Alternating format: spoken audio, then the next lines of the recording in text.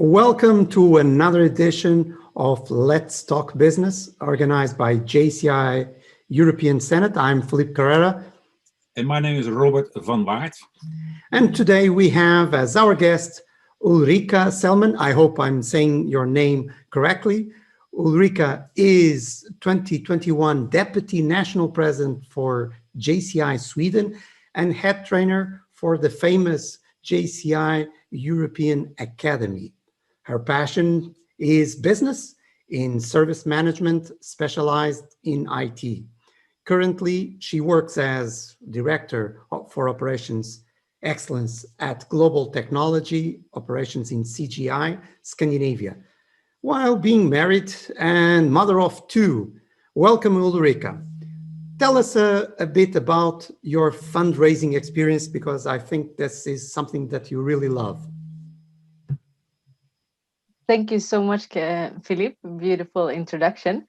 And fundraising is an interesting topic, which I am gaining experience about. Though I would say it's mostly then with projects, going for having sponsors to different projects, and especially then, of course, my heart burns for the JCI European Academy. So I hope anyone who's listening now and who would like to be a sponsor for the European Academy definitely will contact me afterwards. Super. Wow. Ullrika, can you tell me and us a little bit more about yourself? Definitely. Life is too short to not live it fully, I would say is the most motto. Let's just dive in. I don't know who's listening anyway, right?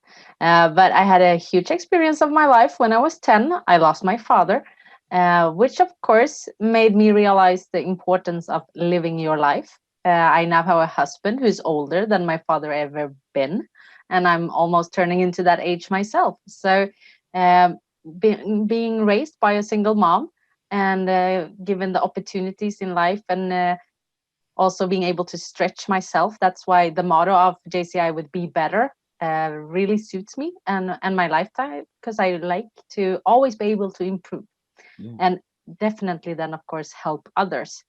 So from figure skating, from JCI, from being in the student union while in university, always been in the NGO sector, so to say, and combine that with business. And of course, then service management, which is now my work. I, of course, tend to help others and ensure that we get rid of administration, fix the automation, ensure that we can do value creation work and don't have to spend that much time on less value adding things. Let's say that there is a lot to do in our world. I usually make a joke that I will be in business until I decide not to be in business, because there is so much room for improvements and I love it. Well, that is you, the trainer inside you talking. It is. I'm also a trainer, so I really understand the lingo of it.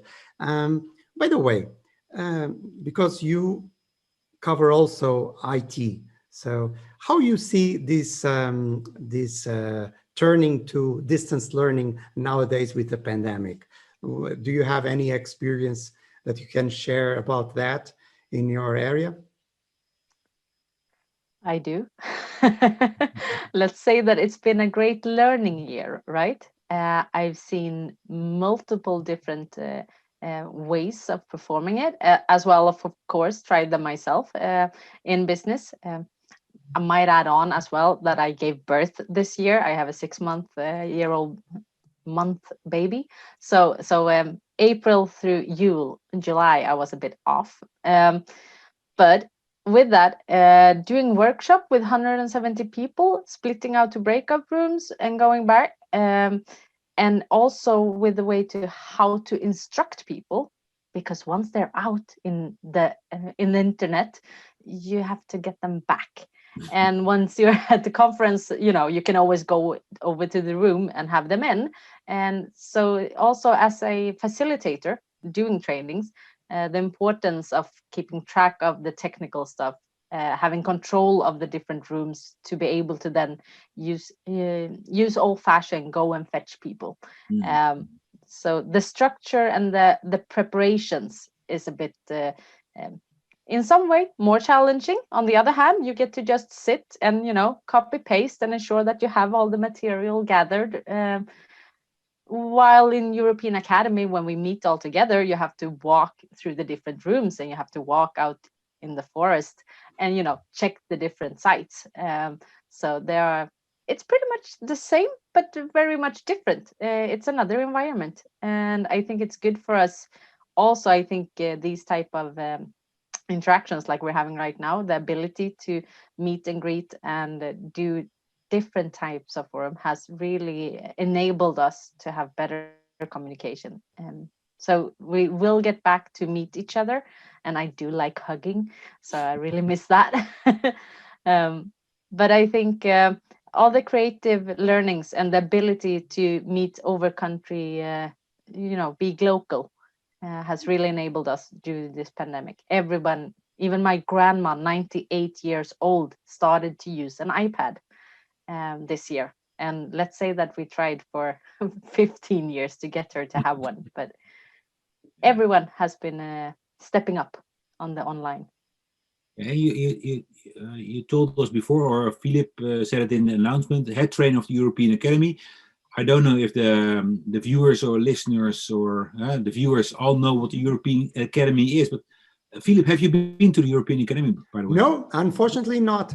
And the only thing that I know about the European Academy is that you are not supposed to say what is happening in European Academy. No, so there's a huge mystery about it. Yeah. So there might be some very odd things happening there that we don't know. Have you ever been, Robert? No, I have not been there, but I have, in my time that I was national president, you have the honor to delegate some people from your country or to ask people to volunteer to go to the European Academy. And well, they came all back with big cheers and but they didn't say what happened. No, I said, okay, I have to tell nobody. No. And you were the one that sent them there, so they should have done said. So it is really ungrateful. Can you tell a little bit about what that is? Because people know about the Japan Academy for National Presidents. And when you become national president, you are invited to go to Japan, or deputy president, sorry. So, what is it about the European? Is it also for big shots, or is it why is that? Tell us a little bit. Of course, it's big shots. You just gave me that bridge, right? Because it is for incoming local presidents. It was actually it's the 24th edition, because we actually count the ones which happening. And 2020 we cancelled.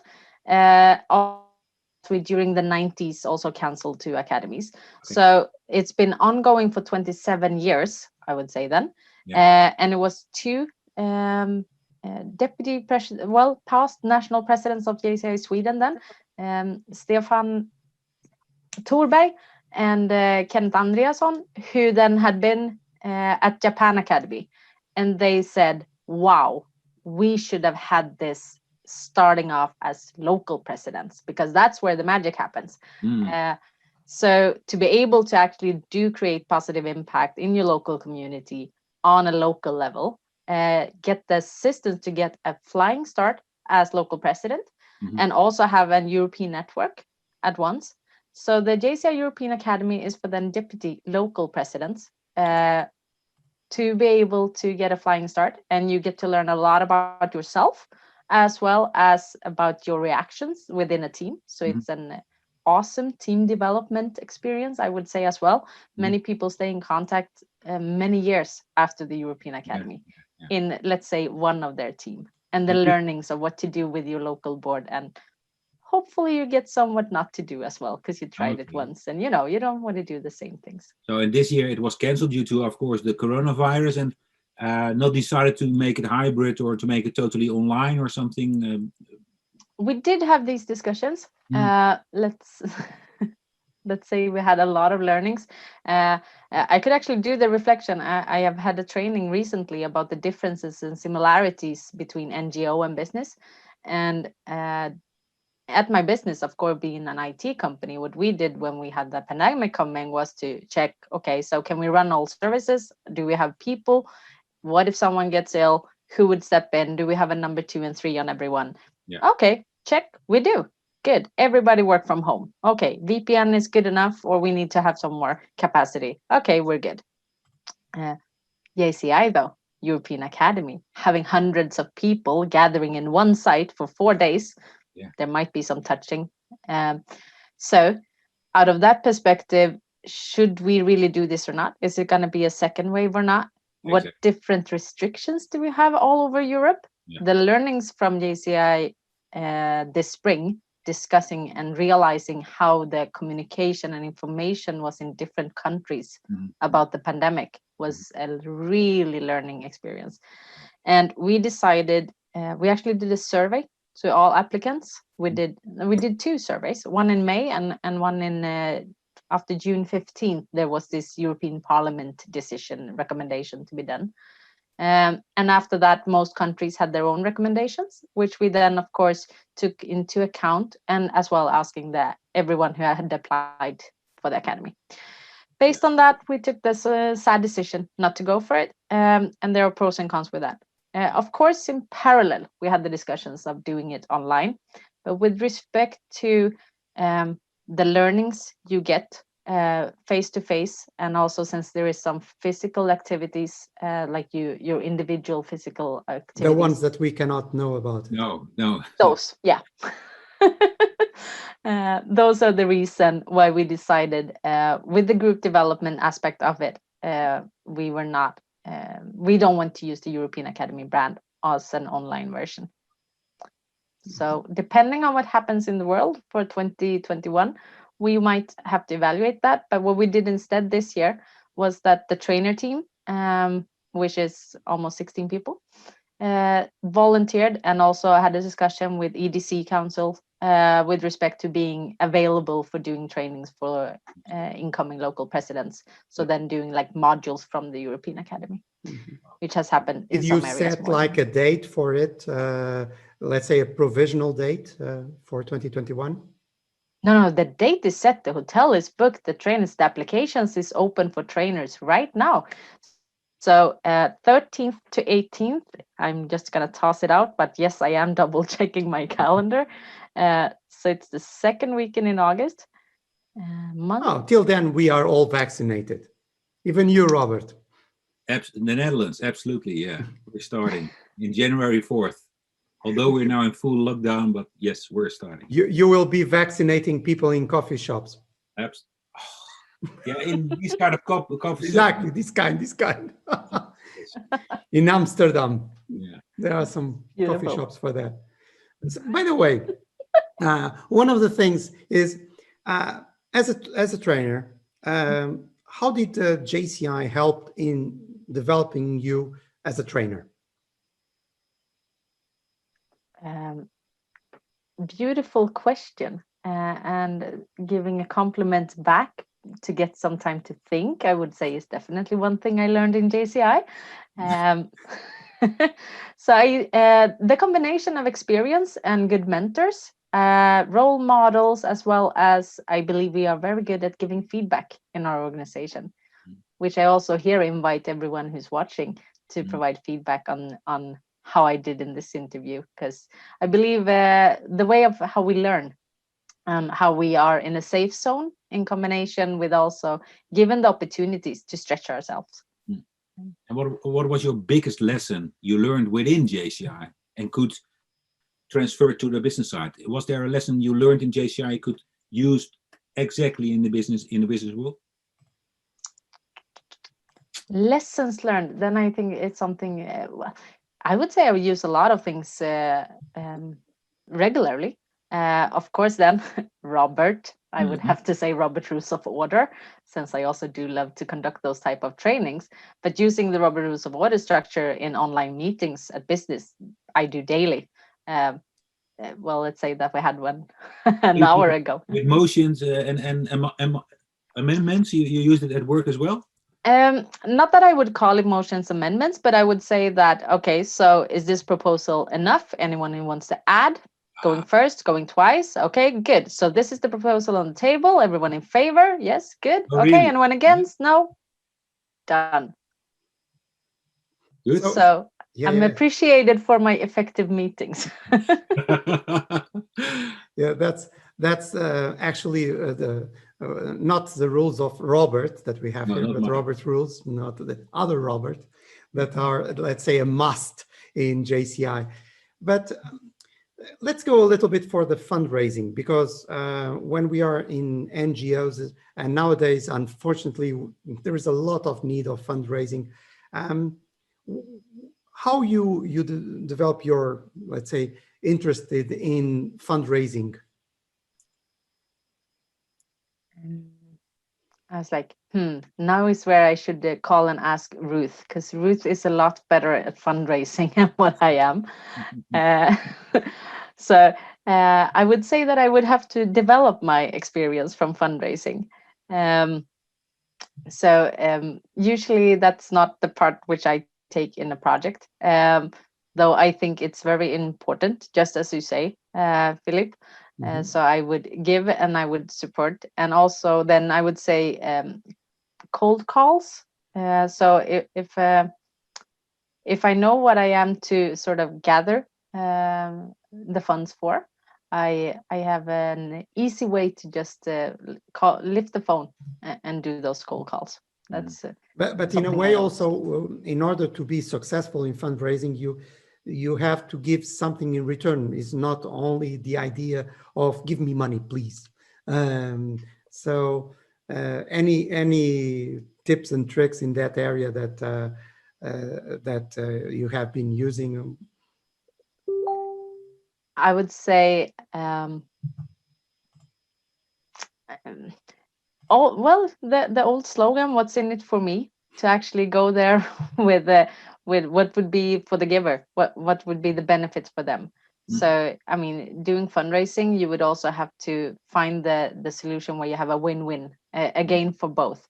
So whether that is to get something back from the JCI, or if it is to marketing, or identify what's in it for the person you're trying to gather the funds from.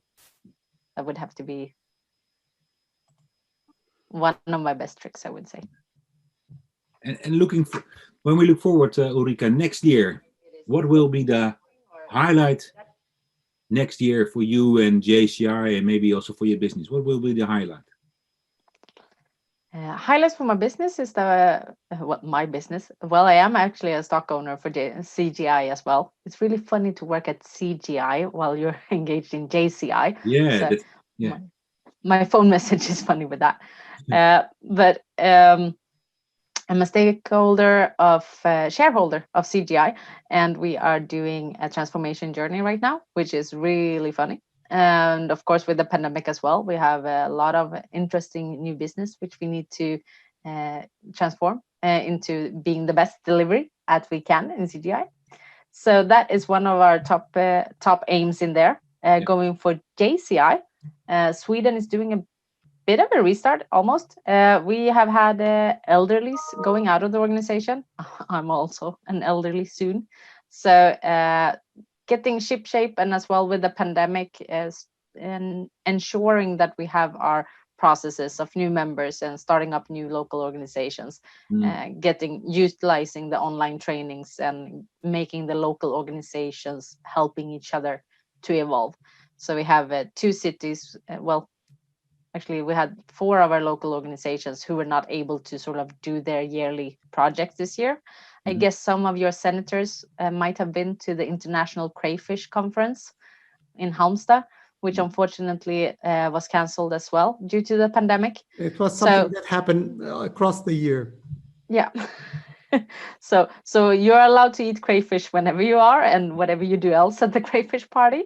But we're looking forward with the vaccine as well, of course, and also to get the new energy into those local organizations to be able to do the on-site events. So you have so many beautiful big events within Sweden. I've been fortunate to be there to travel to Sweden in my international years. And the crayfish where you mentioned and the European Academy, all really old, because the crayfish, I believe, is 61 years old, or plus anniversary you had last year.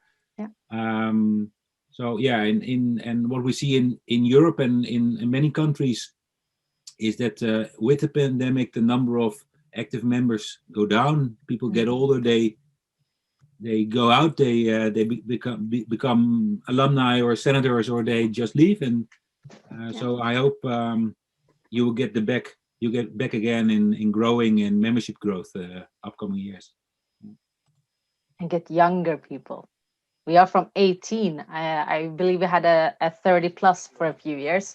Mhm. So I was president of the student union when I was 23 with 5,000 members. So if that was possible, then I'm sure that JCI Sweden could get those numbers as well, right? Absolutely.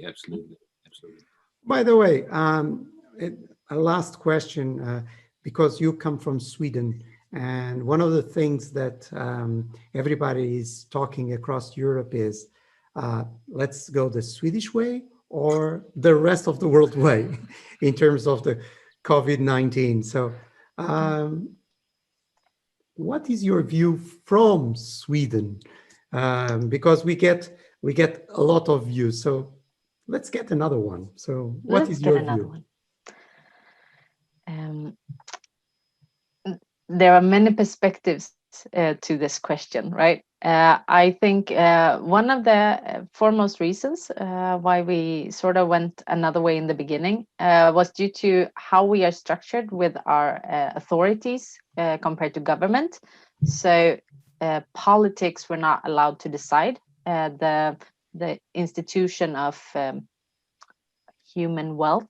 I'm not sure of the translation of that authority, but we have this authority, which is a institute for human well-being in Sweden, Mhm. who has a lot of scientists and then did the recommendations for the government. And then, of course, the government has the pressure and information from other sides of the world. So we stick to for quite some time with the sort of pandemic researchers' recommendations or old decisions. But of course, since we did not know how to treat corona, as no one did almost a year ago, I believe that in many countries, sort of government and the decisions were made from different pressure points, I would say. But the recommendations in Sweden has, of course, been, sort of keep the social distancing, and also I know what's it called in English? The masks. Yes. Masks.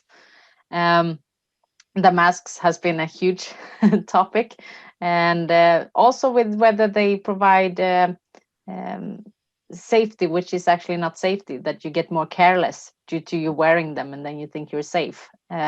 So if you don't wear them, you actually, do keep distance. Always having the alcohol in your pocket to be able to continuously take it on.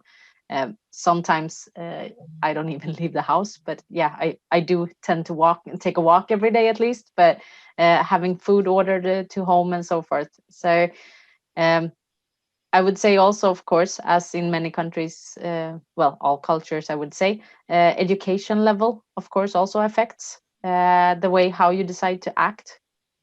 But yeah. There is a joke that was told to me by one Nordic colleague that in the Nordic countries, they are really, really hoping to end up with this of the 2 meters of social distance and return to the 5. Yeah. So this is one of the things that we don't understand in the Southern European countries, In because Portugal, you don't understand that, right? this 5 meters, that's the neighbor. Yeah. yeah, it's 5 meters is neighbor. It's and I live in Gothenburg, which is actually Sweden's second biggest city. So for me, it's actually a distance with 2 meters.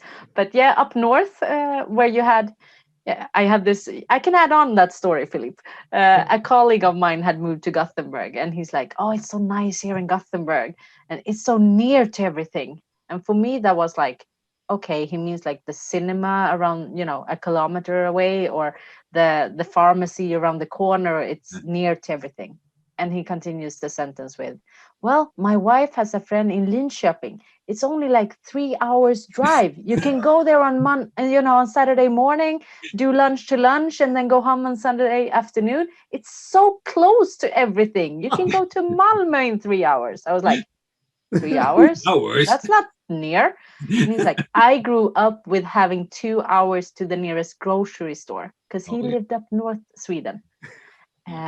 And if you're used to that, then it's really near to go to Malmö just over the day. So Okay, thank you very much, Ullrika, for sharing with us tonight. Thank you very much.